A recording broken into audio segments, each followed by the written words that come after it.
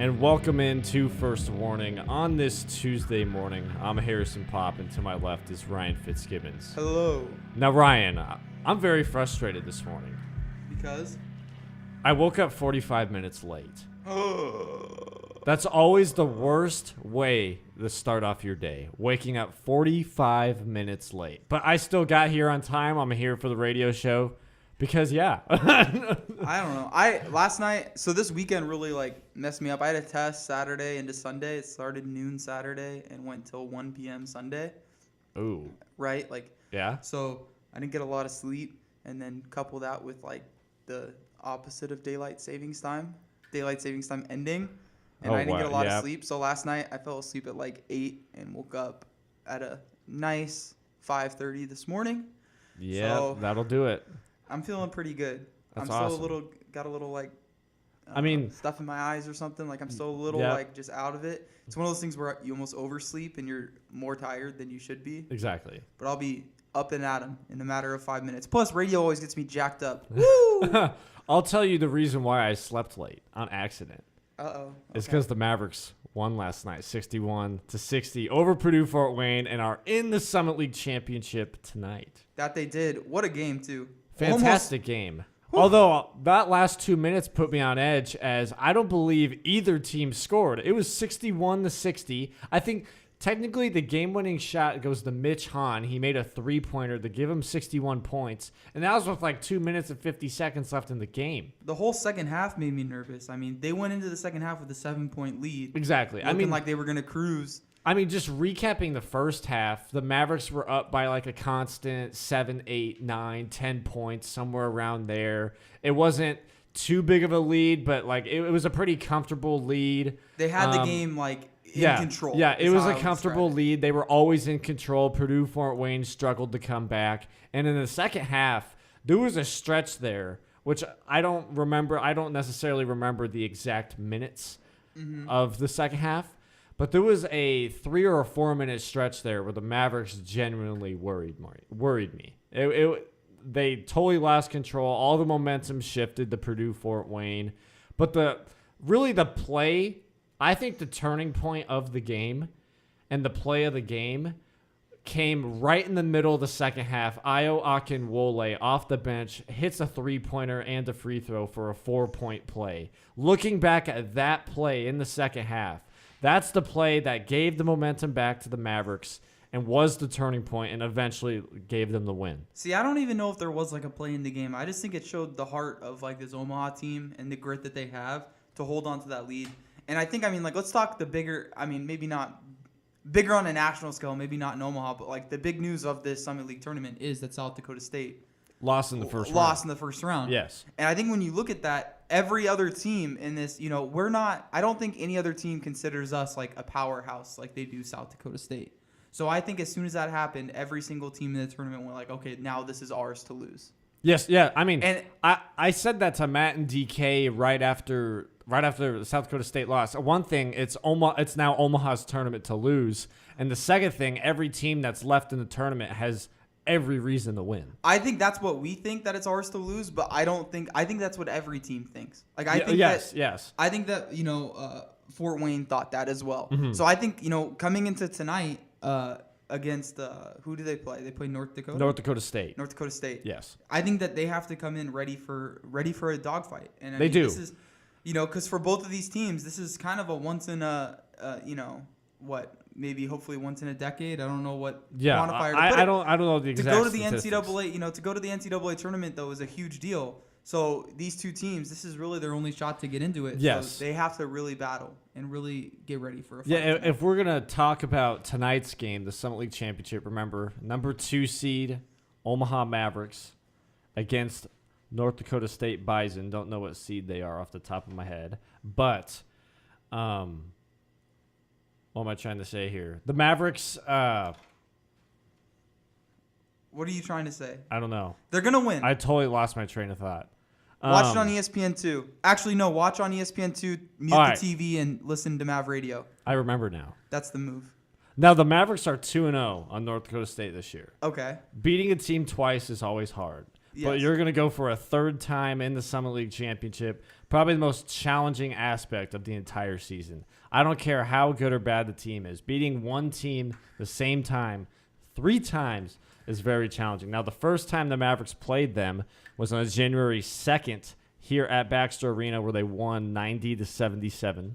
The second time was on the road in Fargo, North Dakota, where they won by 8, 58-50, back on February 23rd. And now the Mavericks will be playing them tonight in Sioux Falls. So beating a team 2 times, let alone 3 times, is very challenging. Now, I will say I have complete confidence in this Maverick team. I want to score. I mean, I'll say this, and this is I'm not trying to downgrade North Dakota State at all. They're a great team. They're in the Summit League Championship for a reason, and we expect a pretty great game and great fight from them tonight. But I would say last night's game against Purdue-Fort Wayne would be more of a test for the Mavericks than tonight's championship against the Bison. Give me a score. Okay. I'm going to say I think it's going to be defense, because that's what championships are about.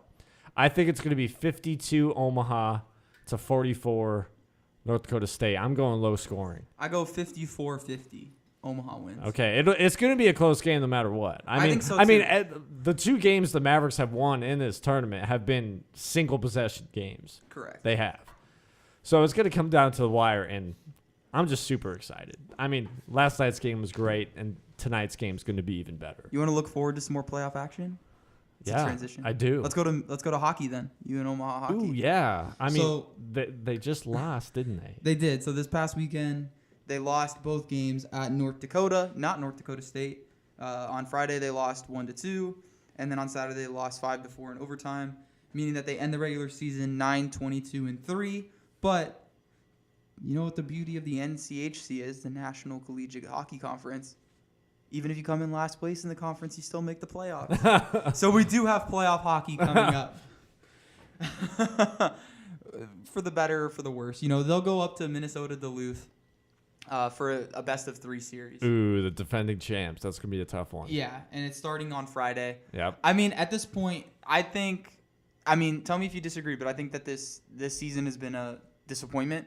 Very. At least for the fans. I don't know if Mike Gabnett was thinking something different, but to the fans' perspective, this has definitely been a disappointment. But the beauty of going into tournament play, especially in hockey, is like anything can happen. You know? Yes. So going up to Minnesota Duluth, you know, if I had to say if they're going to win or lose, probably going to lose. But miracles have happened. Never know. USA, Soviet Union. I mean, that's just sports in general. Anything can happen. That's true. So, you know, I think if you're the Mavs, going up there and getting 1 win, making it a 3-game series would be a big step in the right direction.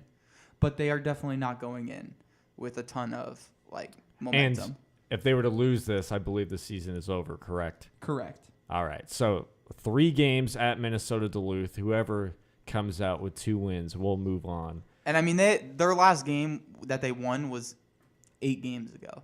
Yes. So they're on a 7-game, non-win streak. I think they have a tie in there. But I mean, if you're a Maverick fan, you're probably already classifying this season as a disappointment. But if you're Mike Gabnett, there's always something to take away, whether you have a losing or a winning season. So this is definitely going to be a huge stepping stone going into next year, 2020, for this Omaha Maverick hockey team. Now, I'm very eager to talk some baseball. You know why? Because they defied your expectations and won some out-of-conference games? No, I didn't say defy. I was on record last week here on First Warning saying Omaha would win the series against Santa Clara, and they ended up sweeping them in 4 games. The Omaha Mavericks now 8-5-1 on the season and in non-conference play, and they're heading into conference play this week against North Dakota State. And I couldn't be more excited. And the Mavericks couldn't be in a more better position to go into conference play with a winning record. And don't think that the Santa Clara team is any slouch. West Coast Conference baseball is no joke. I grew up around West Coast Conference baseball. All the teams are really good in that conference. So to sweep this team the way that they did, especially looking at the first 2 games, you know, the game on Friday and the first game of the back-to-back, to shut out Santa Clara the way that they did, that's big, big, big. Especially time. on the road, for Pete's sake. Mm-hmm. I mean, did you see Game 1 though? 2-0. Your man Joey Machado, 13 strikeouts. He's 13 strikeouts. I'm gonna call Absolutely ridiculous. If he doesn't get MVP of the Summit League. If he doesn't get pitcher of the week in the Summit League, which I'm pretty sure they already announced and I just haven't looked yet, then wow. I mean, that's just crazy. But yeah, going into conference play this week, this Omaha Maverick baseball team, not only a plus that they have a winning record, 8-5-1, but just coming off a 4-game sweep. I mean, that's pretty big. That's a huge momentum shifter for this Maverick team. That's just the confidence boost they need coming back here home in Omaha. Now, from rumors we're hearing, they're still going to play the games this weekend, even though there's still, quite a bit of snow out there. But from what I heard, they're not going to play it at Seymour Smith since that's a grass field. Mm-hmm. They're going to play it on a turf field that can withstand these weather conditions, and that's going to be at Creighton Prep. Okay. Always tough to play on turf. Yep. So I believe the games this weekend will be at Creighton Prep, although OMAVs hasn't necessarily announced it yet, or just this is all pure rumors, so take it with a grain of salt. But that's probably most likely what's going to happen. So now that we're moving into conference play, so they're 8-5-1 on the season. Yes. Right? 4 straight, like you said, at Santa Clara. What are your expectations of this team going into conference play in terms of where they place in the conference? I mean, out of the 6 teams in the Summit, I honestly see this Maverick team, and there's a little bit of bias to me saying this, so you can interpret it any which way you want. But objectively speaking here, this Maverick team is honestly top 3 in the conference. They're right there with Oral Roberts. Although of course Oral Roberts is the one that has ruled the Summit League for the last 6-7 years. But this Maverick team is going to give Oral Roberts a run for their money, and I definitely think they can make a run at the conference at the end of the season. But it's going to be tough because they're going to have to go through Oral Roberts, and it's always in Tulsa, Oklahoma for the Summit League tournament. I agree. I mean, I've been saying it for weeks now, right? It's all going to come down to that back half of the pitching staff. It is. Joey Machado has gotten it done every single start that he's had this season. He did pick up Player of the Week honors, by the way. I mean, this past week. Yeah. It's what it is. It's going to come down to the back half of this pitching staff because they can score runs, but if they're letting up 5 or 6 runs against Oral Roberts, it's going to be tough. I mean, I think the 2 blatantly obvious things about this Maverick team, I say this because this didn't happen last year, and they didn't have too great of a season last year. Mm-hmm. In order for this team to be successful, just like you said, their pitching has to be on point. And this year, I think they have the best pitching staff they've had in the last 4 or 5 years. So this is definitely the year to do it. But also the second biggest thing, which didn't happen last year at all, is stay healthy. And that's the problem. You can't really control that. I mean, you can take all the precautions you can, but injuries are going to happen. It's sports. If the Mavericks can stay healthy, especially their pitching staff, this team is going to make a run at the end of the season, and I'm very excited they're going to see what's going to happen. I think bright things are ahead for this team. Bright things. Now, I think that's really going to do it for our Omaha Maverick Athletics segment. I mean, we could talk softball, but if you want to talk about a 2-18 team, I don't know. Negatory. I don't really have any analysis on that. Just get better. One last quick plug. Watch the Omaha Summit League Championship game, men's basketball tonight. Yes. ESPN2. Mute your TV. Put on Mavradio and listen to DK and Matt Kirkle. Yeah, we have DK, Matt Kirkle, also former women's basketball player Ellie Brecht on the broadcast. Ooh. We have all 3 of them, and I'll tell you, I was listening to them last night, and they're the real deal. They are the real deal. Watch out, like Matt Harlan. All right, so we're going to take a quick break here. I uploaded some 21 Pilots, one of my favorite songs. Make sure to listen to the Summit League Championship tonight, Omaha versus North Dakota State. And welcome back to First Warning this Tuesday morning. Ryan Fitzgibbons. To my left, Daniel Kingery. To my right, I'm Harrison Popp. Now, we had some big NFL news yesterday with Antonio Brown being traded to the Oakland Raiders. And I want Mr. Fitzgibbons' perspective first on this deal, being the Raiders fan himself. Hey, how does it sound? Music underneath our voice? It sounds great and magical. Okay. And I'm going to continue playing this while you talk. Fair. I like the trade. Well, okay. All right, I'm going to speak strict analyst right now. This is professional Fitzgibbons. I like the trade, right? If you look, people are like, oh, what are they doing? They trade away Amari Cooper, and then they trade away Khalil Mack. Let's think about it. At the wide receiver position only, They essentially traded a third, a fifth, and Amari Cooper and got back a first and Antonio Brown. That's a blockbuster deal if you look at it as a whole. And then what they ended up paying him is the same amount of money that the Chiefs are paying Sammy Watkins, and he's infinitely better than Sammy Watkins. So the deal on a whole is good. My non-analyst position, I don't like Antonio Brown. I think he's kind of like a locker room. Well, you gotta like him now. Oh, sometimes I think I'm a funny guy. I don't have to like him at all. You can not like players on your own team, I guess. I don't know. Is that possible? Just think he's too flashy or something. I don't know. He reminds me of Terrell Owens. Well, I think him and Derek Carr will do just fine. If Derek Carr's the quarterback. I like that. What, you don't think he will be? No, so here's what I think happened. I think that last year, John Gruden was like, okay, I have 10 years to build this team. I'm going to do it the way that I want to do it. It's going to be a complete rebuild. So he trades away Amari Cooper. He trades away Khalil Mack. He just trades away everybody, right, that has any value to try to, start this rebuilding process. And then I think that they're way worse than he thought they were going to be. The Chiefs are way better than he thought they were going to be. And the amount of negative press that he got was way worse than he thought it was going to be. And then I think that he kind of went, oh, no, I can't really, all right, this is not going to happen again. And now, what was starting to be kind of a good rebuild, a la the Cleveland Browns, a la, the 76ers, the process, where you kind of just keep translating these assets into more and more picks. It seems like he just threw all that away because he had all this negative press. And instead, now he's trading for Antonio Brown and signing Trent Brown, who's had one good year in his entire career, to the largest left tackle salary in the entire NFL. And to me, it just kind of raises a red flag, there's really no overarching plan. Because at least when they were trading away assets, you said, okay, this is all part of a bigger plan where it's going to be a multi-year rebuild. But at the end of it, they're going to have a lot of good young players, and it's going to end up with a championship caliber team. But now it just seems like they're just doing whatever makes sense that day.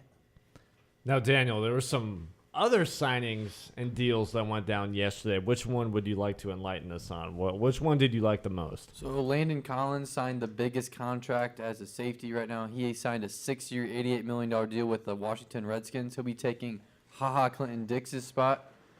Now, the Redskins, it's kind of funny to me that they go after a safety spot when they need more spots to fill up because their defense, underperformed towards the second half of the season. So why would you pay, a safety? He's really good. I think he's worth the get to have on your team. But why would you want to have pay the most money for a safety and not trying to get the rest of your positions filled? I disagree. I don't think he's worth it. I'm going to throw out that semi-hot take. He doesn't play he's a strong safety and he's really good against the run, but in terms of intercepting passes and being a ball hockey type safety, I think that he's really regressed in the Giants since his rookie year, and I think that that's a big reason why the Giants let him walk. So I don't know if it's really worth it. And the Redskins in general, they're kind of a mess. They don't really have a plan. They have Alex Smith. They have a bunch of quarterbacks on their rosters that don't really make any sense. They just traded for Case Keenum or signed Case Keenum too. I don't know. Their whole team is kind of weird, and it doesn't really make a lot of sense to me. I don't know. And then the Jets are making moves. They signed Anthony Barr and C.J. Mosley. Anthony Barr is projected to get, I don't know, they haven't said really yet what his money and how many years he's going to get. Probably not very many, but C.J. Mosley is getting a 5-year, $85 million deal, and he's one of the top linebackers in the Ravens last year. So if you look at that, Jets are making moves. I like what the Jets are doing. So they signed those two linebackers. They also signed Josh Bellamy and Jamison Crowder, two wide receivers. And, they've been in the talks to get Lev Bell this entire – since Lev Bell sat off last season, everybody's been saying Jets, Jets, Jets, Jets, Jets. If you have, Quincy Enunwa, Jamison Crowder, Le'Veon Bell all around Sam Darnold and a pretty good defense, it's not the worst team in the league by far. Yeah. And rumors are the front runner for Le'Veon Bell is the New York Jets. That's what I'm saying, yeah. I said that. Oh, you did? I wasn't listening. I mean, if they were to get Le'Veon Bell to the Jets, that would change everything. I don't think anybody would want Le'Veon Bell. Would you want to sign Le'Veon Bell? You wouldn't want Le'Veon Bell. I wouldn't, because I think that this is the issue with running backs in general, and it was happening with safeties until Landon Collins just reset the market. Like teams are going, okay, it's way better for us to draft a 4th round running back and like have him on the roster for 4 years for less than $1 million than sign some big name free agent guy. Like look at all the big named free agent running backs that kind of flamed out and were never worth it. Like DeMarco Murray wasn't really worth it. Like I don't know, you can name a bunch of them though. Adrian Like Todd Peterson, Gurley I looks guess. like he's not worth it at all. Like he was a no-show in the Super Bowl and all playoffs. I know we talked about that. Yeah. It like just kind of shows you like what's really happening here. Like I don't think that'd be worth it. I wouldn't want my team to sign him to like some massive record-setting running back deal. Yeah, for sure. And then Tyrann Mathieu is the big deal signed the other day. 3-year, $42 million, $14 million a season with the Chiefs. He'll be partnered up with the epic duo of him and Eric Berry. That's a crazy duo. Probably trying to think, kind of like Earl Thomas and Cam Chancellor bound good, but I don't think they've reached that kind of. I think they're at that kind of hype, but they haven't reached that kind of level yet. But the big deal for Owen, Sheldon Richardson is rumored to sign with the Cleveland Browns, so that's a big one for Owen and the Cleveland Browns. Now, the deal I really liked, I want to jump in here, was Terrell Suggs to the Cardinals. I mean, was a lifetime Raven. He's a future Hall of Famer. If you're the Cardinals, you can't go wrong by signing Terrell Suggs, whether it's for a year or 5 years. I mean, he wasn't terrible last year. This is definitely more of a deal where he comes in and it's kind of like hey, we're gonna give you a deal. We're going to pay you this money. Like, we need you to come in here and teach, like, the young guys how to, like, really pass rush and teach them what, like, good work ethic is. That's, to me, the deal that they gave him. It's not a deal where it's like, hey, we're going to sign you to 1 year, prove yourself, and then we'll sign you to 5, like a massive contract. It's more of like hey, come in here and teach our young guys what it means to be an NFL player. That's exactly what it is. I mean, he still is. He's not necessarily elite anymore, as you were saying, but, I mean, he's still one of the top defensive players, and obviously he's one of the top defensive minds in the NFL. So he'll do pretty well in the Cardinals. He's like an all-time not going to make sense in that uniform guy. Yeah, you know when you always this is really weird, but there's always that one like Hall of Fame player, whether it's basketball, NFL, MLB, where they're like, oh yeah, they played for that one team. That's gonna be Terrell Suggs with the Cardinals. Be like, everyone knows him as a Raven, but you're like, oh yeah. He did play for the Cardinals. Well, and when you watch him next year, it's going to be weird. You're gonna be like, ew. or it's like, even though different sport, but it's like, oh yeah, Michael Jordan did play for the Wizards. It's just you never think about it. Yeah. I think it's kind of funny. Just talk about the biggest free agent signing. Now that one, obviously Nick Foles to the Jacksonville Jaguars. Yeah. I didn't think he was going to get that much money. I mean, I knew there was going to be. Me and my brother made a bet months ago that Nick Foles would not get a huge contract in the offseason. Like, there are quarterback desperate teams that are going to be willing to give him a decent paycheck. But I kind of bet my brother, a gentleman's bet, that he wouldn't get over $50 million. And obviously, I was way wrong on that, as the Jacksonville Jaguars give him an absolutely ridiculous contract that I tell you the truth, I think it's a bad contract. I don't think it's good for the Jaguars. I think it's way too much money for Nick Foles, who's out of his prime. He'll never be a Super Bowl MVP again. What's the prime of a quarterback nowadays, though? Like, nowadays, quarterbacks are into their prime. Like, is Ben Roethlisberger, Drew Brees, Tom Brady, these players are all, like, quarterbacks play until they're 40 now. Still, answer my question, though. Nick Foles is out of his prime, correct? No. I don't think he What? is. He's I think the quarterback's prime now is, like, from 30 to 36. Wow. I genuinely believe that. Like, So you think he's worth all that money? I do. Well, okay, so apparently the reason they gave him so much money in the first place, too, is just to erase all doubt. And not because they didn't want to sign him to a lesser deal and then have players like Jalen Ramsey and a lot of their defensive players who are very outspoken say, like, why can't you guys just figure it? It's kind of the front office signaling to the defense and to the rest of the roster, like, okay, hey, we have our guy. This is the guy who's going to be able to take us to the playoffs. And, you know, you look at Nick Foles, he was good under Chip Kelly. He was good under Andy Reid. He was good under Doug Peterson. And the only person he really wasn't good under and why people think of him as like a lesser quarterback was because of the Jeff Fisher experiment with the St. Louis Rams at the time. So if you really like with Chip Kelly, dude, I think he had 27 touchdowns and like 3 interceptions over like 10 games. That's unreal. That's MVP caliber stuff if you translate that out to a season. He might have won another Super Bowl last year had Alshon Jeffrey not dropped the pass. You know? So when you look at this guy, I don't know who their offensive coordinator is down in Jacksonville, but I think that it's someone who's like familiar with the Eagles and the Andy Reid system. He could be just as good there.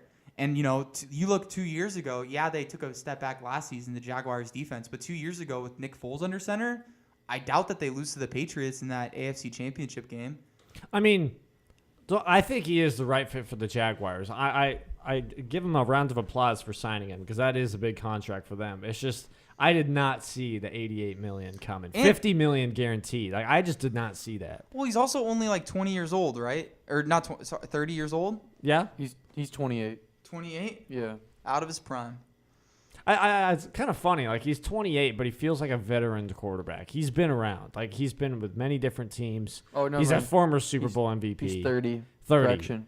He is 30. Yeah, but that's like I don't know. But Quarterbacks play till they're 40. But now. no doubt about it. I definitely think it was a good deal for Jacksonville and Nick Foles, both individually and as a team. Well, and like I said, I think if you're Jacksonville, like look at what the defense did last year, where they gave up, right? Like you don't take a step back like that unless you've just completely given up on like your team and your quarterback. So this is what the front office had to do to, like, as bad as it sounds, to get those defensive players like the Jalen Ramseys, the Miles Jacks, all those players to be like, all right, like we're gonna try. We can win a Super Bowl with this guy. No, I think we've talked about all the signings in the more recent days within the past week, but I want to talk one rumor. There's a rumor of Mr. Ndamukong Suh either signing with the Eagles or the Vikings. Would you like either of those teams, or do you want another team to jump into the mix? I don't think the Eagles. I think the Eagles are probably out on him. The Eagles just signed. Hold on, let me bring it up. I just saw it. Malik Jackson. That already. Thank you, Malik Jackson. From the 3 or 30 Jaguars. Yeah, for a $30 million deal. So I think that they're out on him. And then they signed didn't they re-sign another Eagles player? I think they did that Brandon too. Graham too. Yeah, they re-signed him. Well, and they bigger as deal or well. something The like that. Eagles are making a ton of moves, but they as well traded Michael Bennett to the Patriots. I know. So Big they have moves. Nick Foles leaving, Michael Bennett leaving. They just signed, already forgetting, Malik Jackson. Malik Jackson because I have a short-term memory. And now they're pushing for Sue, so we'll see what happens. But apparently the Vikings have a pretty good grip on Sue right now. Of course, there's just rumors. I like that fit, I guess. I mean, it's kind of weird that like you're gonna pay Ndamukong Suh a lot of money, but you won't pay Anthony Barr. Like you let Anthony Barr walk, but No kidding. that's like a weird thing to me. I don't know. I'm kind of out on Sue. Like I don't know. Last season he wasn't that impressive to me. He kind of milked it all regular season and then turned it on just for the playoffs. Yeah, he had one game in the playoffs where he went off. But that's the thing. He didn't try very hard like all season until the playoffs. So what that tells me is like what are you gonna do if you sign him to the? I wouldn't overthink it though, because I mean, you know what his role on the Rams last year was, is to distract the offensive line to him for Aaron Donald. But to you get think the about sack. this though. Was Is Sue on the left and Aaron Donald on the right? Who's better? His role was just to distract the offensive But who's line. better? Who's better? Well, Aaron Donald all So day. if you're an offensive coordinator and you can double team one guy, who are you double teaming? Aaron Donald. So, and I would agree with that. So with that being said, that means that last season should have honestly been one of Sue's most productive seasons of all time because he wouldn't have been getting double teamed like he has his whole career. Like he should have not been double teamed as much and hence had like the best, but instead he just didn't really try. So if you're the Vikings and you sign this guy and you have another disappointing season, right? Like, is he just going to be super unhappy and like not really trying unless you make the playoffs? I think it's if just you're kind of like. If you're the Vikings, you have to go for him. I mean, you thought you were going to be Super Bowl contenders last year, didn't even make the playoffs. Plus, I take this higher than it actually is. You may not interpret it that way, but Sue was in that division. I mean, he was in that division before with the Detroit Lions. He knows that division better than anyone else. So if he were to sign with the Vikings, he already knows how to go out. A long time ago. He knows how to go up against the Packers, Bears, and That was a long time ago. I don't necessarily agree with that. Come on. Schemes change. He's seen Aaron Rodgers a lot, even though I'm only referencing Aaron Rodgers right now. but you know what I mean. He's experienced in that northern division. No, that was a long time ago. That was a really long time ago. I mean, it was only like 4 years ago. That's not a long time. But Where's anyways, my stats guy at? I need to like look this up because he signed with the Dolphins and then he went to the Rams and now he's going back. Had to have been more than 4 years ago. I would think. I don't know. I mean, it's more recent than you think. I That's know that's the that, point. though. If I was him, I would just keep signing 1 year deals with teams that I think are going to win the Super Bowl because that's what I feel like makes him happy.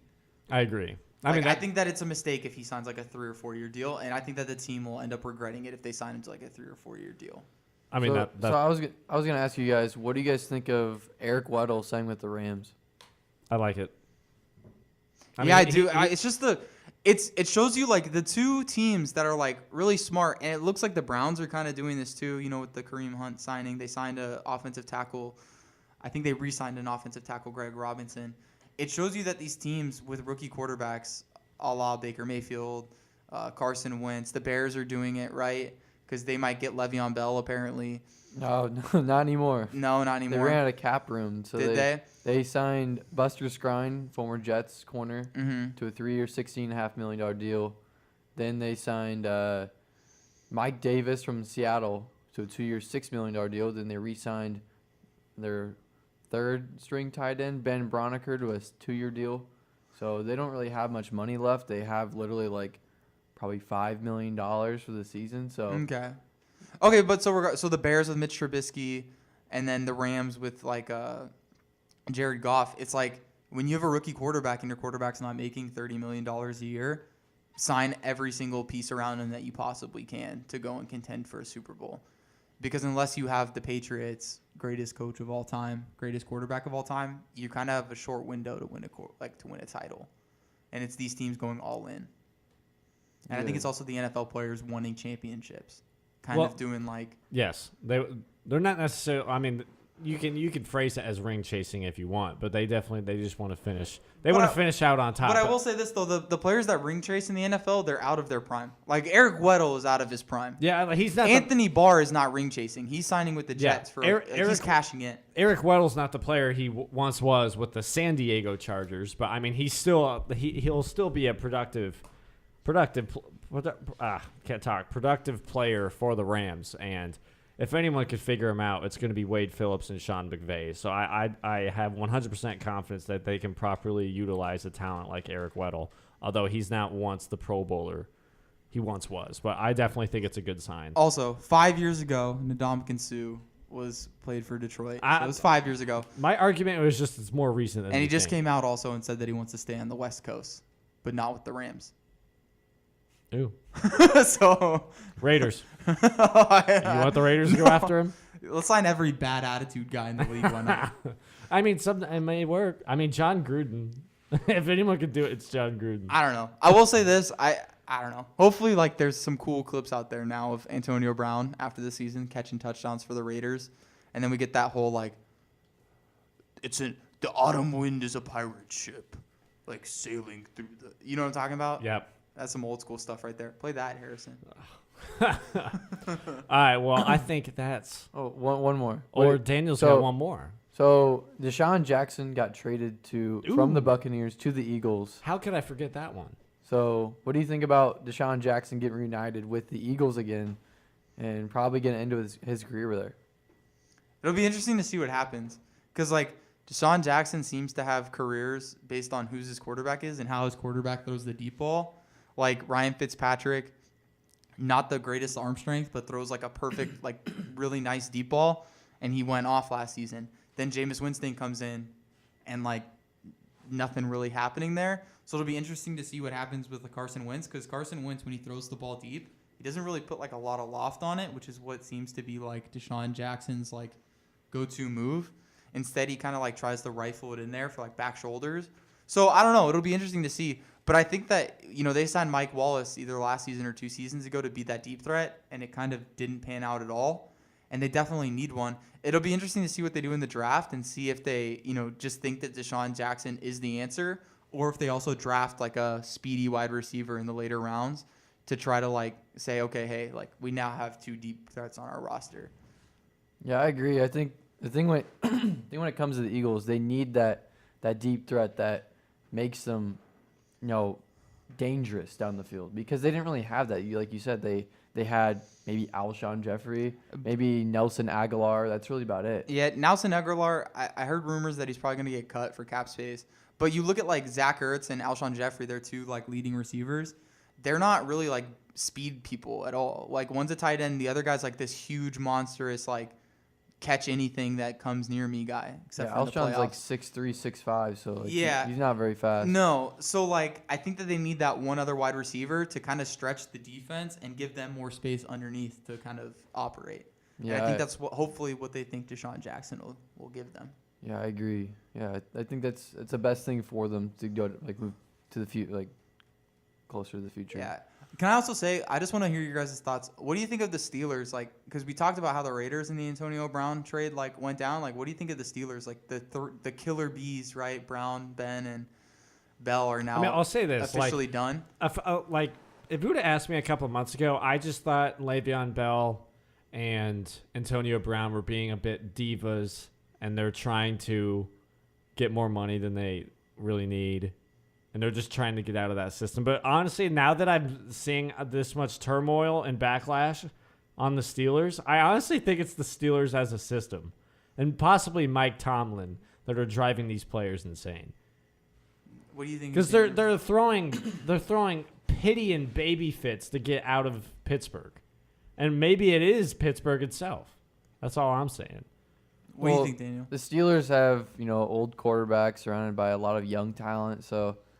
And they're gonna end up paying they're paying Ben Roethlisberger a lot of money, and they're gonna end up having to pay Juju, all that young talent, big contracts, and they're never gonna get the chance to get that money they want or the attention. Well, they're always gonna get attention because they're the stars, but they're not always gonna get that money because they're gonna always want to pay the team ahead of them, and that makes sense because you're supposed to pay the team ahead of a certain player, but. I don't think it's really them being selfish per se sometimes, but it's just really them trying to look out for their career because after, 3 years after a player retires, they're broke and they're so they hit financial bankruptcy. And I mean, so Antonio Brown, for those who like need reference, he's had the greatest 6-year run of any wide receiver ever, like greater than Jerry Rice even his numbers the past 6 seasons in a row. So that tells you that he's on like the pace of a Hall, and he's been criminally underpaid for like the level that he is wide receiver. The fact that he wasn't making what he makes on the Raiders now is really a travesty. And I don't know like how this came to be, but like it really seems to me like if you kind of think back about the past 6 years, like these killer bees like Bell, Brown, and Ben Roethlisberger, they were like the best dynasty to never actually win anything at all. Like people always talked about them like winning Super Bowls and like. Oh, like the Steelers, watch out for the Steelers. They never did. They couldn't never get past the Patriots. It's kind of crazy. Yeah, it's kind of sad to say that they could never win as a triple threat. Yeah. But if they would have, everyone like this is the greatest triple threat I've ever seen because there would be people talking about it all the time. But rumored to think my number one favorite for landing spot for Le'Veon Bell is the Oakland Raiders. And I think that the Raiders are a sneaky one to land Le'Veon because they need a running back. They don't have Marshawn anymore, so look out for the Raiders trying to get Le'Veon. Another interesting, the Colts have like $100 million in cap space and haven't signed anybody, and it's really weird. They've signed 2 guys. They re-signed one guy to a defensive lineman to a two-year deal, and then they Devin Funchess. Yeah, Devin Funchess to a 1-year, $13 million deal, which is a lot for Devin Funchess, but they have another $100 million. I don't know, when you look at people like Jamison Crowder or like Adam Humphries, who just got signed to like I think the Titans, and you think about like $100 million, they have so much cap space, and the fact that they don't want to get like Andrew Luck any more wide receiver help is really crazy to me. Well, because they find out that. It doesn't matter who you put near Andrew Luck's in his vicinity or on the wide receiver depth chart. Doesn't matter because whoever's on that depth chart, he's gonna make them good. And I feel like anyone they have on that depth chart, Andrew Luck is gonna continually to pass to them, and they're gonna be a good receiver, and they're just gonna be under the radar. I guess I mean like watching last season though, like some of his receivers they just literally like couldn't get open last season. Like they were really bad. And you look at the division, like the Texans are always going to be pretty decent, it seems like, under Bill O'Brien with Deshaun Watson. the Jaguars could rally again. And, like, yeah, you were really good last season and made the playoffs. But it's kind of like, I don't know. I think you needed to make some moves to keep up with sort of the arms race that's going on in the AFC South. So you think the Colts should sign Demaryius Thomas?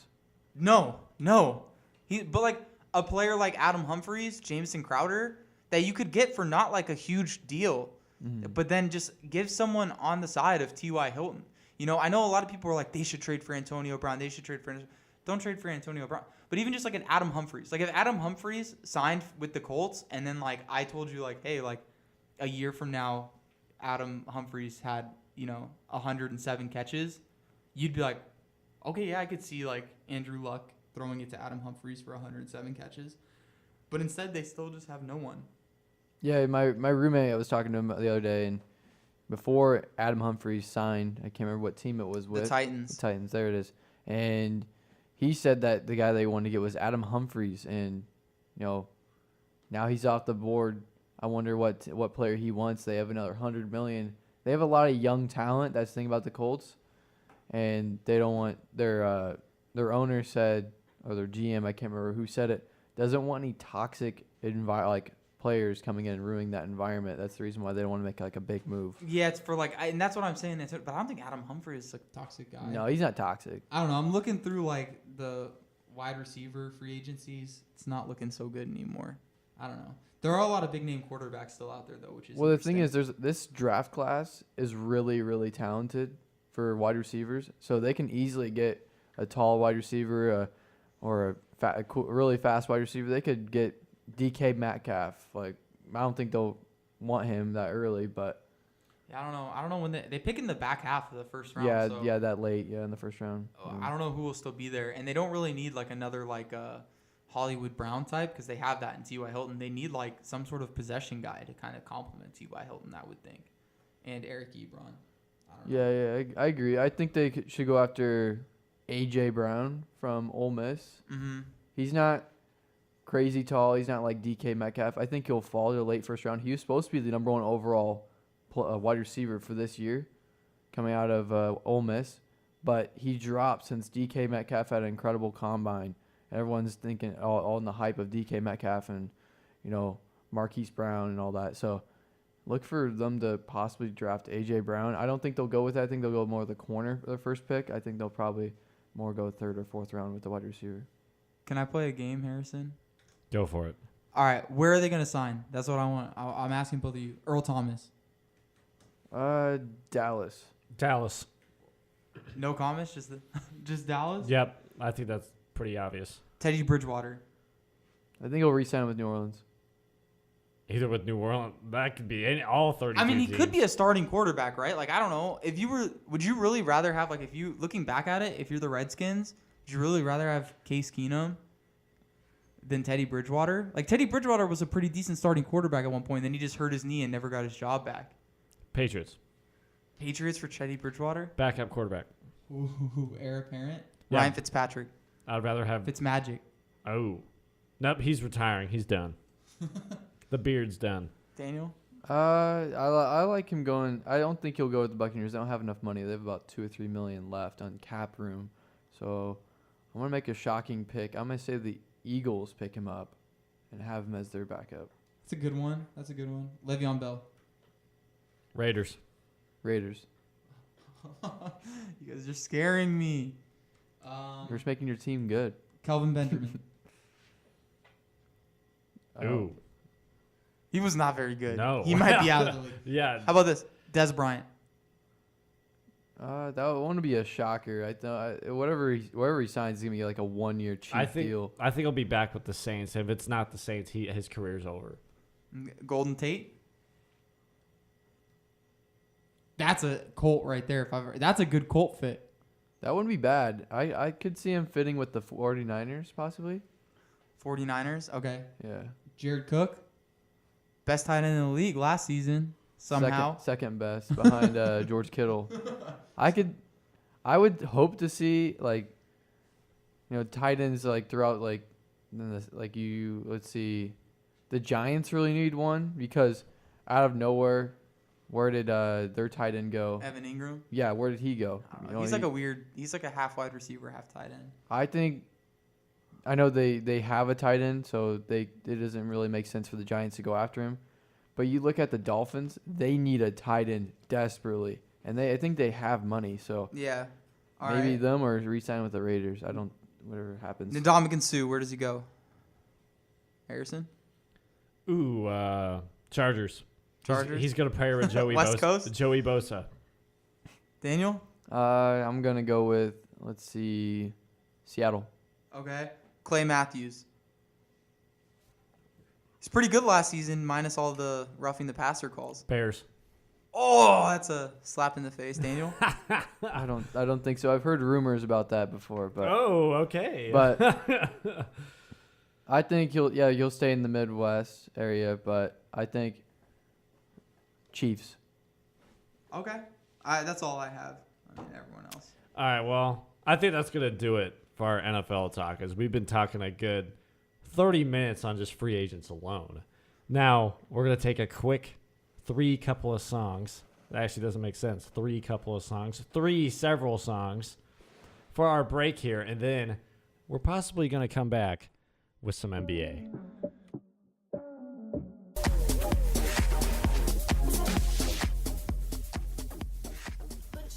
And welcome back to First Warning here on this Tuesday morning at CPAX on the Dodge campus here at UNO. I'm Harrison Popp. To my left is Ryan Fitzgibbons. To my right is Daniel Kingery. Now, we're going to talk some NBA. I don't know necessarily where to start with NBA. But Ryan, you were telling me during this break off air that you definitely want to talk about this Adam Silver conference. Do you want to enlighten me? Yeah, he had an interview with Bill Simmons. Like, he gave Bill Simmons like an exclusive interview, and he detailed almost like a lot of things about the league. Like, one of the main takeaways was that he believes that players, like star players, are truly unhappy, and he doesn't know what he can do to fix it yet because they're making more money than any NBA players have ever made like before, right? But he says that, like, I don't know, they just feel like isolated and stuff. I don't know. I think that NBA players need to suck it up. Like, Anthony Davis, why is Anthony Davis unhappy, right? Like, why does he want out of New Orleans? That's like the big question. Like, I don't know what you do to fix that. And that's like really weird. Well, there's no question the only problem or the only sport with this problem in America right now is the NBA. Almost no other sport has this big of an issue. No. With as far as players leaving and always unhappy. No, and he said in the interview that, like, you know, when players like do stuff like what Anthony Davis did, where they say like, hey, yeah, no, like, I want out of New Orleans. Like, I don't want to be in New Orleans anymore when they have a year and a half left on his deal, that it hurts the fan base in New Orleans. And, like, I could agree with that, and I could see that, right? Like, imagine if there was, like, you know, Harrison, you love the Royals. Imagine if there was a Royals player who's the best player on the Royals. He still has 2 years left on his deal, and he goes, yeah, I don't want to be in Kansas City anymore. I hate it here.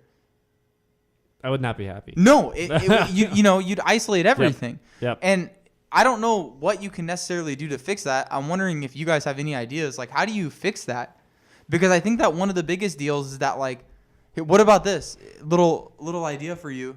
Drafted talent for your team, right? Yep. You sign them to whatever you want. They only count for half a salary cap hit. So if you re-sign Anthony Davis in New Orleans to however much, it just counts like his salary cap. Like, if you drafted the player, salary cap hits count only as half. I don't know. There's so many things we could run through on possible solutions on how to end this problem in the NBA because it's so relevant in today's NBA, but I don't know. It's just something to think about. He also talked about scrapping the All-Star game because All-Star rating games were down this season. I don't know. What do you think about that? Instead of the All-Star game, mid-season tournament? Yeah, I don't know how that would work. What do you mean? I don't know how that would work. Take away that, and instead you have a mid-season tournament. It's pretty self-explanatory. I'm not big on that. Why? Did you watch the All-Star game? I do. Did you really? Yes. Did you like it? Yeah. What did you like about it? Offense. Oh, it's so boring. Daniel, what do you think? Do you like the All-Star game? It's all right. Wouldn't you rather see a mid-season tournament? I wouldn't say a mid-season tournament because I don't think players would commit to that. But like I said previously, we've talked about this before. It would have to be before the season. because then you'd But have this is straight out of Adam Silver's mouth. This isn't like my idea. it would like maybe a 3-on-3 competition. What about no? Well, this is not. I don't think that this would be all stars. I think this would be teams. So what if mid-season tournament? You take like I don't know every team like trying to think. I don't know. What if it's something like you win the mid-season tournament, automatic 8 seed bid. So like now your playoff race ends at 7 seeds, but you have a chance to automatic. It essentially. I mean, you're shaking your head like, but it's essentially the same thing that happens in March Madness. It makes the conference tournament play so amazing because if you win them, you're in. And that's essentially what you could get in this mid-season thing. It's like, hey, win the mid-season mark. Don't worry about regular season anymore. But that's towards the end of the year, though, when it comes to March Madness. But that's what makes the tournament so good. But the NBA, I don't know if they can replicate that because, like, the college football, it's not the same when it comes to NFL because college football has better overtime rules. But then you look at the NFL, and it's like they have This now is the 15, NBA. now 10-minute quarters. What was the NBA we're talking about? I know. I'm just that's an example. What about mid-season tournament from last year's or from like everybody? Winner gets like plus 5% lottery odds. No, that wouldn't work. No. I mean, there's so many stipulations we could run through. And I just think there's so this. many endless A possibilities. single elimination tournament in the middle would be so much more electric than like the NBA All-Star game. And then you could kind of probably convince the players to do it because you go, hey, instead of like the All-Star weekend, we're going to do this like mid-season tournament. We'll drop 12 games off the schedule, make it a 70-game season. Like, I don't know. There's so many weird issues with the NBA. It's just kind of weird. Well, going from that madness of the NBA, I actually want to go to the standings. I want to look at the standings right now. Now, we have in the East, the Milwaukee Bucks are the number 1 seed as of right now. Toronto Raptors are number 2. And rising up to number 3 in this recent of days are the Philadelphia 76ers. So those are the top 3 teams in the East. On the other hand, the top 3 teams in the West, Golden State number 1. What's new? Denver Nuggets number 2. Denver Nuggets, they've been hanging around all year, and they might finish it out in the top 3. And then obviously you have the Houston Rockets at 3. Now, with either of you, Daniel and Ryan, is there anything that sticks out about those top 3 teams or anything you really want to talk about? I mean, the Sixers just got in there at number 3 for the first time this year in the past week. Anything on your mind, anything on your chest that you want to get off? I'm excited to see the Eastern Conference playoffs. The Western Conference, the Warriors are going to win the Western Conference.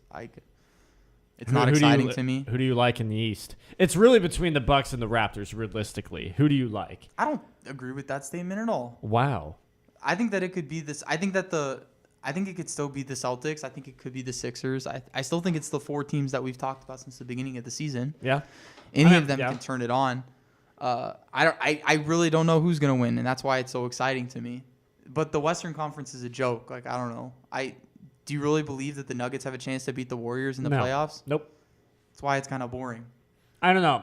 The only thing I'm really curious about in this year's NBA, because by the way, I haven't been watching any games. All I do is read articles, get notifications, And watch the All-Star game.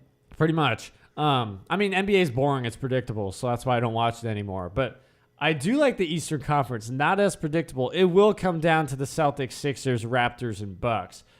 But, man, the Raptors and Bucks have been looking real good. I think they might have passed. I mean, on the standings, yes. But I'm talking on the floor and mentally. I think they might have passed the Celtics and Sixers for favorites in the East. I really do think it'll be Bucks, Raptors in the East Finals. And, boy, if that series were to happen, that would be one of the best 7-game series of all time in the NBA. Raptors, Bucks. Why is that? I mean, you have Giannis, who's arguably the front runner for MVP. I think he's going to get it. And then you have Kawhi Leonard. Kawhi Leonard has melded into Toronto's system perfectly. He is exactly what they traded for and why they gave up DeMar DeRozan. Everyone hated it. Initially, I didn't like it as well. But looking back at that trade right now, Toronto made 110% the correct move. Kawhi Leonard is killing it in Toronto. And if anyone can stop Giannis and the Bucks, it's going to be Kawhi Leonard himself. I am dying for a Raptors-Bucks series. I could care less about the Celtics and Sixers now. I've heard so much about the Celtics and Sixers with their starting fives, the star talent they have. But no. Why should we ignore the Bucks and Raptors? I don't think we should. I don't think anybody has been ignoring them. When we talked about this like 3 or 4 weeks ago, we talked about all 4 of the teams. Who gets more headlines every week? The Raptors or the Celtics? The Bucks or the Sixers? The Sixers and Celtics have the more media attention. To the media's perspective, they're still the favorites. They're not. the Lakers. They're not the favorites anymore. The Lakers get more like headlines than the Raptors and Bucks. I know, and it drives me crazy because the Lakers are what, a number 11 seed? Number 11 seed at 30 and 36, just over the New Orleans Pelicans. Terrible. Throw the white flag. That's what I'm waving the white flag. Brandon Bad Ingram, radio. Brandon Ingram and Lonzo Ball are already out for the season. But basically what I'm getting to is I am dying for a Bucks-Raptors Eastern Conference Finals. That would be a great 7-game series. So what you're saying is Gasol Eastern Conference Finals. Pau Gasol versus Marc Gasol. Oh gosh. That's the reason I didn't really even wants to think watch about it. I didn't even think about that. I mean, those two are so not relevant anymore, and so I would disagree with that. Marc Gasol is still really good. off the bench. Mark is. I mean, but that's pretty that's what that's what they needed him for. Yeah, That's why they traded him He for knows him. his role, but he's not. He's not the Marc Gasol from 3 years ago. But he is in limited minutes, which is why coming off the bench, it's awesome. Powell's not the player that he was when he got traded to LA and won a championship.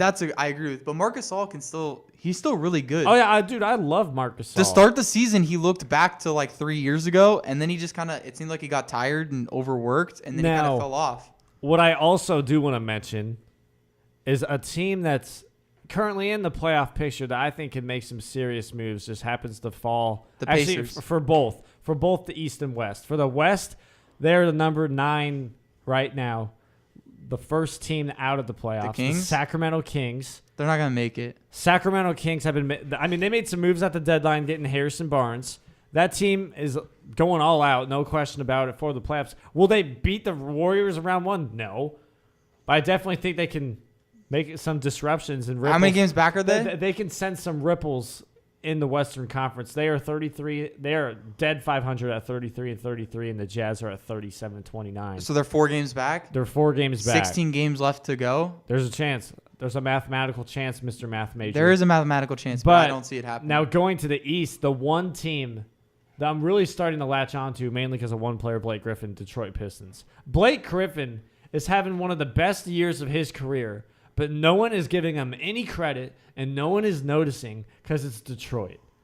I'm telling you, if the Detroit Pistons right now, if they were in the playoffs, they would be going up against the Toronto Raptors. That would not be a sweep. That would be a 6 or a 7 game series. Detroit Pistons, the duo of Drummond and Griffin is really killing the Eastern Conference at this point of the season. They're doing really well, and I don't think anybody thought that they'd be this good. But the problem still happens. Drummond can't really play in the last 2 minutes of any big close game because he can't shoot free throws, right? And then they really don't have anyone else besides those two. Is the other issue. That's kind of the main issues with the Pistons, I think, and what's going to limit them in going making a deep. Yeah, but playoff basketball run. is the one sport where you only need 2 players to get crap done. Not anymore. I mean, not necessarily to win a championship, but if you only have 2 players, they can get you to the playoffs easily. To the playoffs, but you said even though LeBron's one of the best players ever, but look at LeBron with the Cavs. LeBron and Kyrie with the Cavs. I don't really count Kevin Love. Kyrie and LeBron willed the Cavs to a championship. But that's 3. Those are 3 players. You have to count Kevin Love. No, I'm not counting Kevin Love. I'm a huge Timberwolves fan. I loved Kevin Love in Minnesota, but he is trash in Cleveland. So you wouldn't? Would you count Chris Bosh? It sounds like you still have feelings for that. Yeah, I think you have to. No, count I'm Kevin just Love. saying Kevin Love was a perfect fit in Minnesota. He is not a good fit in Cleveland. He was a good fit. The day he got traded there, not a good fit. He was a good fit. It just took him a second to realize that he needed to spread the floor. Well, I'm not blaming him. grab I'm blaming rebounds. the Cavs. They didn't properly utilize Kevin Love. I think you have to count them, and that's a big 3. Kevin Love is a post-up, down-low player. Look at the teams. Guess what? The Cavs don't use Kevin Love. They use him as a 3-point shooter. Kevin Love is not a. I mean, well, he can shoot threes, but he's not solely a 3-point shooter. He's a post-up man. He has never done that with the Cavs because Cleveland doesn't allow him. That's why I never liked him in Cleveland. He counts though as part of a big three. That was a big three. Look Eh. at teams with two good players on it. Eh. How good have Portland been in the playoffs the past couple of seasons when they have two good players? Hey, Portland's number 5 right now, so But I'm just saying, You what have better they done? hush-hush. What have they done the last couple of playoffs? Like they No, had that's that what I'm one. saying. They had one big I'm not playoff saying- series win. I think that's I'm not it. saying with 2 good players you're going to win a championship, but you're going to make the playoffs with 2 really good players. And right now, the Portland Trailblazers are 40-26, well above 500, right number 5 in the middle of the Western Conference. They're doing just fine with Lillard and McCollum, and I understand they have. Is it Nurkic? Is that how Yeah. you pronounce his Nurkic name? and Cantor. Yeah, Nurkic is killing it, and Cantor complements Nurkic off the bench. They just signed him a week or 2 ago. Mm-hmm. But with 2 star players in today's NBA, you can make the playoffs fairly easily. But what do you want to do? Do you want to make the playoffs or do you want to do well in the playoffs? I guess For is the most, question. for most teams, all you want to do is make the playoffs. And that's really sad. Because in the Golden State era, most teams in this NBA, 28 of the 32 teams in the NBA recognize that they're not going to win the title. There's no chance. And that sucks. Do you think that this is the last year of Golden State? Like, I don't know, Clay's a free agent. I do. Draymond's a free agent. I think Kevin Durant will leave at season's end, whether they win or not. What about Clay and Draymond? Draymond can do whatever the hell he wants because he's not a max contract player, and the Warriors shouldn't waste their time with Draymond Green. No, If I were to let anyone walk, Draymond all day. What do you think, Daniel? I think it's gonna be the last 2, like where it started, and I think it's just gonna be Steph and Clay are gonna be left, and I think that's fine. I don't think they're gonna be like a powerhouse team like they are, but I think they're gonna be a good team still. They're still gonna be a relevant team, just not like, oh, they're the Warriors that we knew from 2015. Like the Warriors fans are gonna be like, kind of disappointed, but they're still the Warriors of 2015. They've won it that year, so. Yeah. Don't be too, mad or kind of disappointed in it because, honestly, if Kevin Durant does leave, that means he wants to win a championship on his own. I'd be proud of that. And Draymond, if he leaves, it's probably going to be because he didn't get the money he wants, and Boogie just because he needs a lot bigger deal. Yeah. Now, another topic I want to bring up, which, by the way, the Phoenix Suns have been getting some pretty notable wins in these last several weeks. Beating the Lakers, even though the Lakers aren't in the playoffs. But, it is LeBron. But Doesn't mean anything. I would say they're winning at the wrong time. I mean, when you win, you get paid to win. But bad time to start winning, especially when you have, someone like Zion Williamson in this year's draft, a once-in-a-generational type talent. That's got a now bum knee. So the Suns are at 16-52. The Knicks, on the other hand, are 13-54. So the Knicks have the best lottery odds. Nope, incorrect. I know. They changed I know it. it's lottery. It's a lottery. No, they system. changed it But now, if you're the Suns or Knicks, you want to lose every freaking game for the rest of the season to get Can I Zion enlighten you? Williamson. As long as you have the bottom 3 teams in the league all have the same odds. So it doesn't matter if you're the worst team or the third worst. So you when have the did they same change odds. that? Since this season? That's a bunch of bull. It's not. I thought it was last year they did that. Or last year they did that. One of the it's recent. That's so a bunch you no longer of have to be in bull. last place, Harrison. Wow. Well, still, I'm tanking. Well, At this point, you already have an absolutely I'm not going to say that. I was going to say horse crap. You're going to have an absolutely horse crap of a season. well, if you look at You it, want you Zion. can't. You can't. Why should you win? There's no reason to win at this point. I wouldn't take Zion first of all, but What? this is the hill that I'm Gosh. dying on. Oh. But second of all, you can't ask players to lose like that. Like did you see oh my gosh, DeAndre Ayton came out and he was like, this is bullshit, right? He was Yes. he was like, this is BS. Yep. I'm the generational player that you guys drafted number 1 overall. I'm the one that's going to lead us to wins. Well, then you need to start. But now he has. Prove it on the floor. He said he came out to the media and was like, they are not giving me the ball on offense because they know I'll win them games. Like, we don't need anybody else. We have a playoff team right now. I'm the guy. Like, let's win. And now they're starting to win. And maybe they do, right? I don't know. It's just interesting. You can't always ask players to just keep losing like that, you know? Well, yeah, no question. The 3 worst teams are the Phoenix Suns at 16-52, the New York Knicks at 13-54, and the Cleveland Cavaliers at 17-50. So those are the 3 worst teams that will have the best odds. You know what I hope happens? What? I just want You want Zion to come back? just to see the world burn. I want the Lakers to win the lottery. Just watch, like, as soon as the 10th envelope gets revealed and it's, like, not the Lakers, so everybody knows that the Lakers have, like, a top 3 pick, just to see, like, Twitter explode and be like, what is this? Like, I think. oh my gosh, like, this league is rigged. And then when the Lakers get the number 1 overall pick, just to see everybody's hot takes about how rigged the lottery is, it'd be so awesome. I think the last time the Lakers had a number 1 pick, I forgot what year. I think 84. James Worthy. Probably. I have no idea. I wasn't James Worthy. Oh my god! Yeah, if that were to happen, Zion Williamson with LeBron, I think everyone that would It'd be a terrible fit. That would ruin the NBA. If like the super teams aren't already ruining the NBA. If Zion to the Lakers happened with LeBron, I would officially retire from watching or paying attention at all to the NBA. They wouldn't fit together. That'd be a terrible fit. Oh, man. I mean, you want to talk about how like LeBron needs 3-point shooters. I love how every NBA conversation, whether it's here on the radio or just in person with a buddy, it always wraps back around to LeBron in LA. Always. And you know why that drives me freaking crazy? Why? I'm so sick and tired of talking about LeBron and his Lakers this year.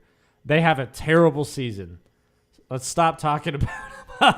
I'm not just saying here on the show. I'm just saying in general. Everything's always about LeBron for the last 10 years. I'm not trying to hate on the guy. I'm just saying the media drives me crazy with LeBron. But that's because he's crazy, right? He's crazy good. He's like a generation. Like he's truly like a generational talent that you hope Zion Williamson is. And like he's just such a weird guy. Like they go out and like lose to the Suns, and then like after the game he posts to Instagram like congratulating himself for passing Michael Jordan on like the all-time scoring list. Like that's just a wild move. Like your team just lost to another terrible team, and then you're gonna like congratulate yourself. I love how LeBron has, he's fired some shots at his teammates this year for the season they're having. But honestly, look in the mirror. I mean, don't get me wrong. He's still putting up 25 and 10 a game. He's getting triple doubles. But like, there's some times where it's just like, dude, you need to look in the mirror as well. It's not you can't point the blame to any particular player. It's the entire team. But he was hurt for a while with his groin injury, and it's kind of hard to get off that, kind of recover from that. So his teammates didn't play well without him in general. So, but still, you can't just blame the entire team except one player. Well, I don't know. LeBron deserves to be a part of the blame. Brandon Ingram started to do really good before they just shut him down. Like he was like I think in the past 10 games he was averaging like 25 points a game and looked like the guy that they thought that they were going to get when they drafted him. Like number 2 overall. Yeah, like he was looking really, really good the past 10 games. I don't know. Who do you hope wins the lottery, Daniel? I think who will win the lottery? I think it'd be hilarious if the Cavs won the lottery, just to see like. No, absolutely not. Because remember the last time LeBron left when LeBron left Cleveland the first time for Miami, the first year after LeBron left, they got Kyrie Irving number 1. Yeah. You're telling me if he leaves again, they're gonna get Zion number 1? Literally, the Cavs have the luckiest number 1 picks of all time with let's just say Zion goes there. So they would have LeBron at 1, Kyrie at 1, Zion at 1. Don't forget about Anthony Bennett. Screw Anthony Bennett. Andrew Wiggins. I hated that one. Wiggins? I hated the Wiggins, Anthony Bennett one. The Cavs are so lucky with number 1 picks. I really hope I hope they fall to number 32. I hope he goes to the Magic. I want to see. Honestly, if there was one team I would want him to go to, just off of pure randomness, it would be the Brooklyn Nets with D'Angelo Russell. Don't ask me why. I just that's just my opinion. I don't know. I don't know. The Lakers to me would still be so funny. I think that's gonna do it. Usually, I think that's gonna do it for our NBA talk because I'm getting pretty heated here. Whenever we talk about NBA, I get heated because it absolutely drives me crazy and grinds my gears. So we're gonna take a break before I get too mad, and then we're gonna come back with some college basketball. Welcome back to Mavradio Studios. I'm Harrison Popp. To my left is Ryan. To my right is Daniel. We just came from a pretty heated argument during that break. And I'm not going to talk for the rest of the show because I'm pretty heated right now. But we were just arguing some NBA in the break. So not really even NBA. Me and Daniel were just big fans of Memphis barbecue. So basically, what I'm getting to, Nothing to worry Pig style about. barbecue. Nothing to worry about. We just have some. You hate Memphis. We just have some deficiencies on NBA talk. But I'm gonna throw it to Daniel first for some college basketball. So college basketball is coming around the corner towards Selection Sunday, which is this Sunday, and that means bracketology. That means brackets being filled out, and on ESPN, CBS Sports, you name it, wherever place you fill your brackets out on, and teams that have won their conferences so far. First team to punch their ticket was on Saturday. Murray State beating their rival Belmont, and Belmont might be squeezing in, but as of right now, they are on the last 4 out. And Belmont is a pretty good team, but Murray State, as of right now, is playing Maryland. Murray State has Ja Morant, who's projected to be the number 3 overall pick in the NBA draft behind Zion Williamson and R.J. Barrett. So you look at that kind of perennial talent, Murray State has a really good chance of being an upset team in this NCAA tournament. Do you guys have any questions to ask me about the tournament or anything? Where would Omaha be ranked? You mean like a seed? Yes. 15 overall seed, most likely. If they can win the tournament, they have a chance of possibly getting up to a 14, but most likely a 15. Because if you look at, Montana, they beat South Coast State, so I don't think they're a 14. So I don't think they'd put us above Montana. They would never put us. 14 would be the highest. I don't think we're a 16 level. I think it's most likely a 14 or 15. You want them to stay in the 15 seed too, if you're Omaha, because no matter what, you're going to be facing a team that's wildly more talented than you. But at least, you'd rather play your game in Des Moines and have people who are actual fans only have to make a 3-hour drive than bump up to a 14 seed and play in Tulsa. Wouldn't you agree, Daniel? Yeah, I'd say it's a little bit further to make it further drive, of course, but fans are still going to come, and I feel like Des Moines, is more suitable. I think it's better.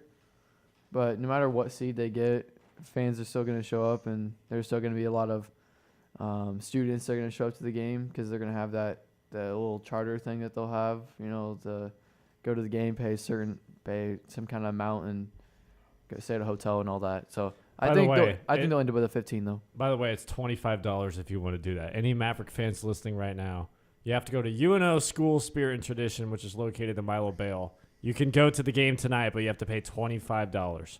And the bus leaves at 3 p.m. So if you want to do that, friendly plug. Another question I got for you is: does Duke have to win the ACC tournament to make the 1 seed, to become a 1 seed? Yes, they do. And the thing is, what Duke has to do. So I haven't really looked at the ACC tournament really much lately. I haven't looked at the bracket, but they have to be able to beat teams like North Carolina. They'll have Zion back. So Zion is projected to come back Thursday, but if he's not, he has to be able to come back, and they have to beat teams like North Carolina. They lost to twice without Zion, and Virginia they beat twice with Zion. So they have the capability of winning the ACC and getting that 1 seed that they so desperately want.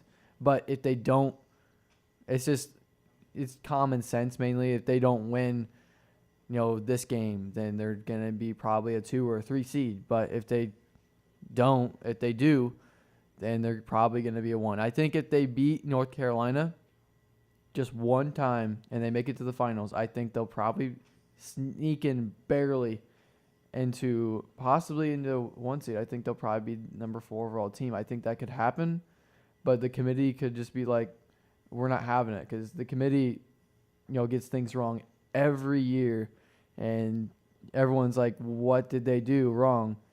And it happens all the time. It happened with Monmouth. Monmouth beat Notre Dame. They beat they had a really good strength of schedule that year, and they just knocked out Monmouth, even though they lost their conference tourney. They're kind of on the boat of Belmont right now, and if Belmont doesn't get in, people are gonna be kind of how, and it's kind of that same kind of feeling. So if Duke doesn't get a 1 seed and they make it to the finals and they win, or they lose or they win, I think they should get a 1 seed, but it's probably going to be determining who they play, because if they play Virginia, I feel like they'll get the 1 seed because they had to beat North Carolina.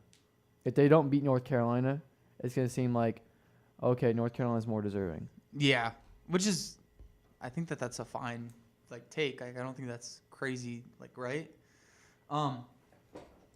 So what's the big? Isn't it crazy? Something crazy where 25% of the 12 seed or 25% of the 12 seeds beat a 5. Isn't that always where it seems the big upset comes in? I think that's right. Right? It's the 5-12 matchup. Which 12 seed do you think? Kind of has I don't know, or what lower seed has kind of a Florida Gulf Coast, Wichita State feel to them this year, where it's kind of this team. I don't know whether it's the coach Wichita State or just the pure athleticism Florida Gulf Coast. Which team can kind of make a surprising little run? So if you're looking at the bracket, you're in the Hartford region over towards the East region. So if you're looking at the Washington, D.C., you look at near Hartford, you look at Murray State has a chance of upsetting Maryland. Maryland's a really good team. They could win this. It's going to be a really good game no matter what. But Kansas has lost LeGerald Vick for the rest of the season. That's their top scorer. And they lost their big post for the whole year, beginning of the year. So Kansas went from, being really good at the start of the year to being just a little bit worse, and now they're drastically even more worse. Mm-hmm. So Kansas is, they're a 4 seed right now, but they're not going to win the Big 12. If they do, they'll shock me. It's good for them if they do. But they're not at that kind of level where they want to be at, because they're at a 4 seed, and that kind of surprised me a little bit. But they're playing Hofstra, and Hofstra is a pretty good team. And I could see Murray State and Hofstra playing each other, and Murray State going to the Sweet 16. If that ends up panning out and being what it is. But that's just one of which I think that will happen. But 11 seeds are more common to beat. I think they're more common to beat 6 seeds than 12 seeds. Is that what it was? I fives. mixed them up? Okay. It's about 33% of...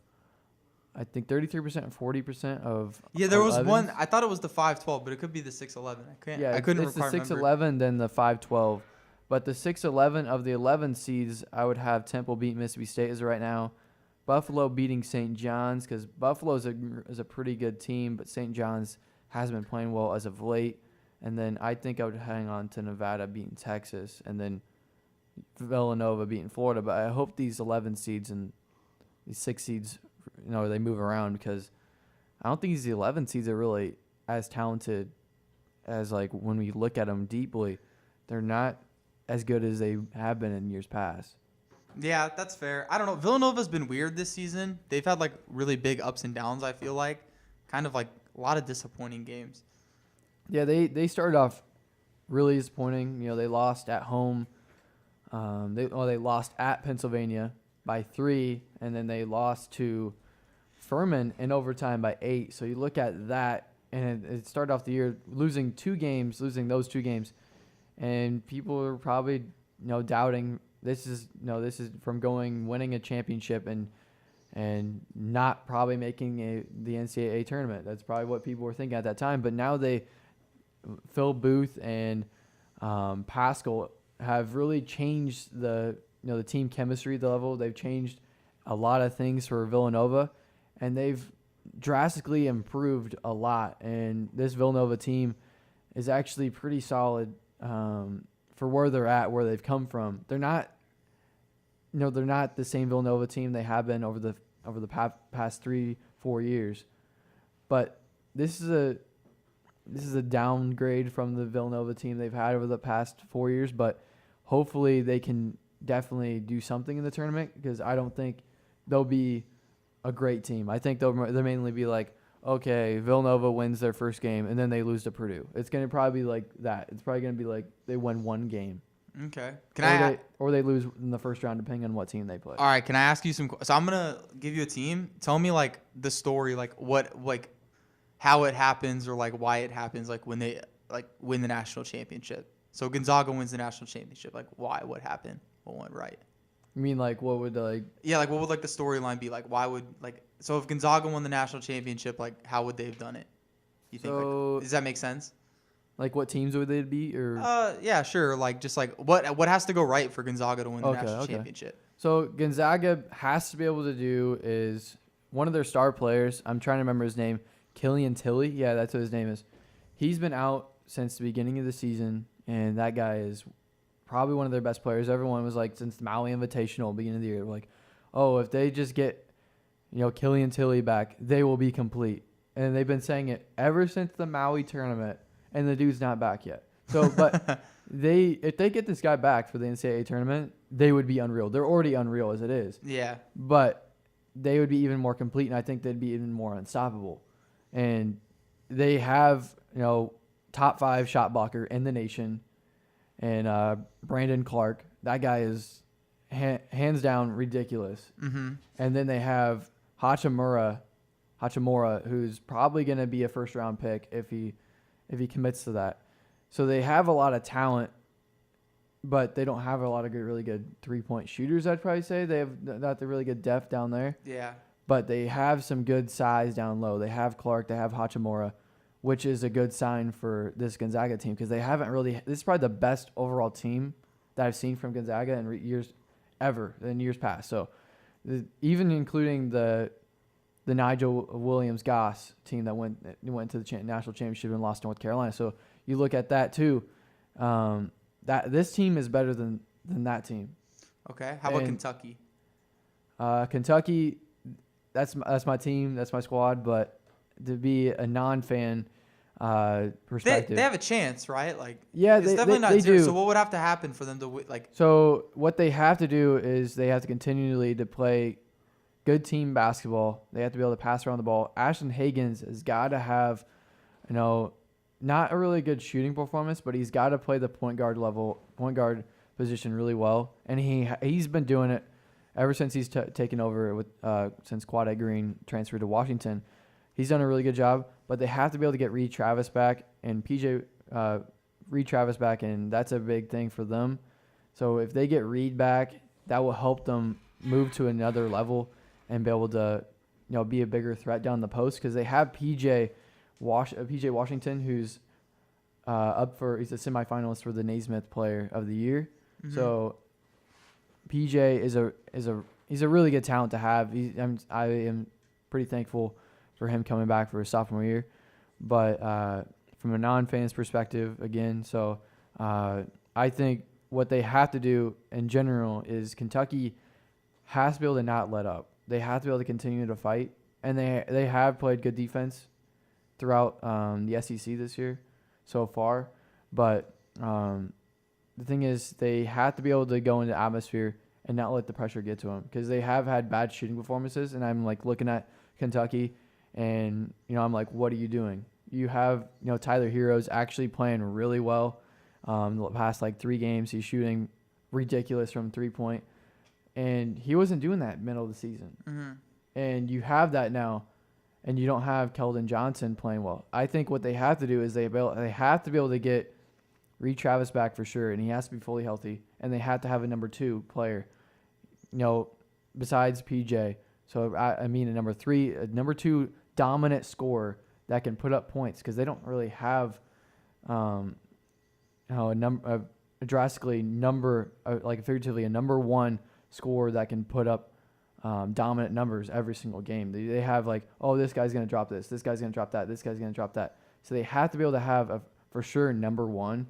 And Keldon was at the beginning of the year, Keldon Johnson, but he's not there right now. So they have to be able to have Keldon and then PJ and then probably Tyler or whoever coming up big, and they have to be able to be good off the glass. But the biggest thing is they have to be able to be continually good defensively. And they have done that, but they have to be able to, my number 1 overall thing, good shot selection, because they have struggled in previous games. That's fair. Okay, what about North Carolina? North Carolina, they struggle down in the post because they only have Luke May down there. So I'd probably say just continually to they play what I like about North Carolina, they play really good defense. So they beat Duke twice, obviously. But at the beginning of the year, they struggled to play defense. They allowed 90 points to Gonzaga at home. They allowed Kentucky to score 80 points. They lost 80-72 to Kentucky early in the year.